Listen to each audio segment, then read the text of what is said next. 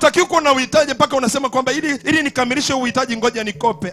My God shall supply all your need according to his riches in glory through Christ Jesus. Mungu wangu atakutana na kila uhitaji ulionao sawa sawa na wingi wa utajiri alionao katika utukufu ndani ya Kristo Yesu. Swala la Mungu kukutana na mahitaji yetu, swala la ugavi wa kimungu, swala la divine supply iko settled ndani ya Kristo Yesu. Mungu anataka maisha yetu yafike mahali ambapo hatuhitaji kitu, kwa sababu anataka aone katika maisha yetu vitu vilivyo vyema. Unapoona huna chanzo cha mapato, usikubali kwamba wakati wako bado.